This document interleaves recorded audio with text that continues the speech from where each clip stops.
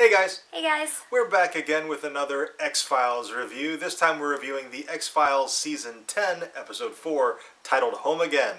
If you haven't seen it yet and you want to avoid any spoilers, you're going to want to skip this video and come back later, because everything we say from this point forward is going to be a spoiler.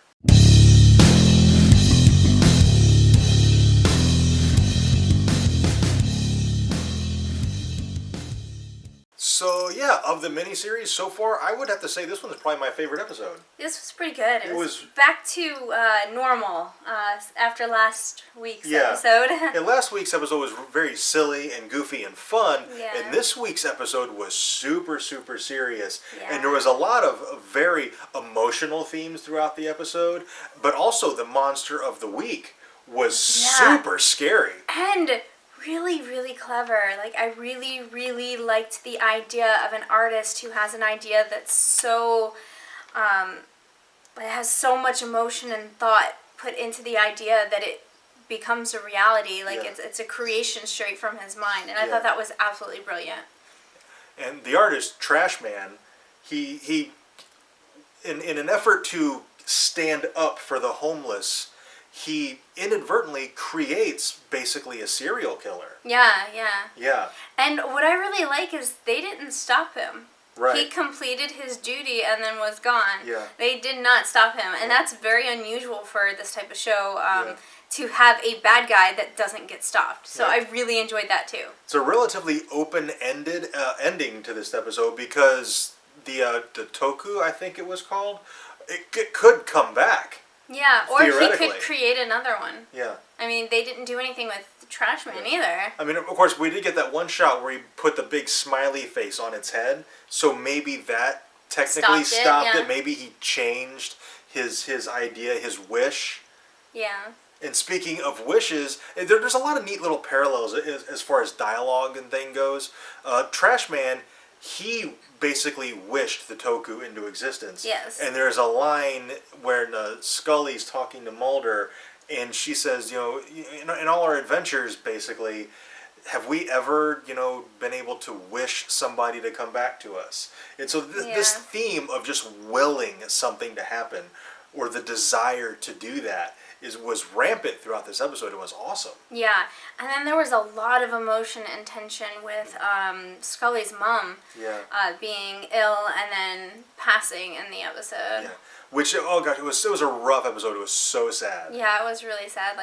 Totally had the feels going for that episode. It really did. Ditto for sure. Yeah. And then William got brought up again. In this episode. They need to do something with that because he's brought up a lot. I want to know what's going to happen with that. It's maybe even if they just brought him back just to make an appearance. He doesn't have to be integral to the mythology of the show. But they've mentioned him so much that if he doesn't show up, it's going to be left hanging and it won't feel complete.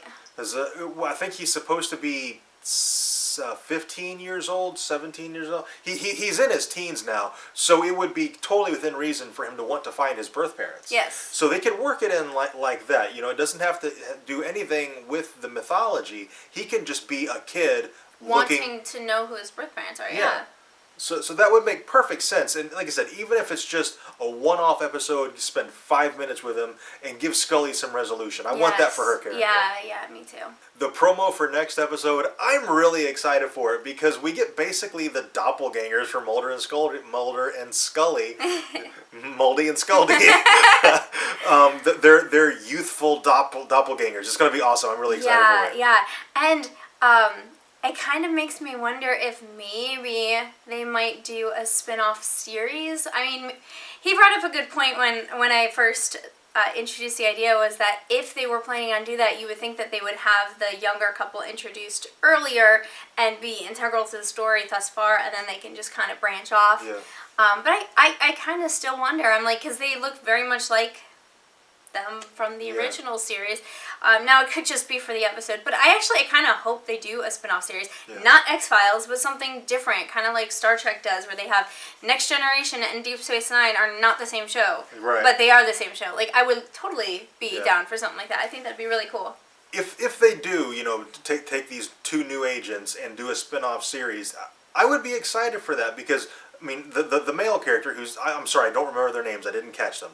The male character seems very much like Mulder. Yeah. And the female character, yeah, she's a lot like Scully, but she is even more diehard skeptic than Scully ever was, and Scully was a diehard skeptic. Yeah. Like, It'll be and very she- interesting. And yeah. she is very blunt and in your face about her skepticism. Yes. I have a feeling she's going to be a fun character. Yes. Yeah. Which is why I'm like, ooh, maybe they'll do another, like, a spin-off type. That'd be awesome. I'm excited to see her and Mulder and how they interact, because Yeah. Mulder gives as good as he gets when it comes to, one-liners and zingers back and forth.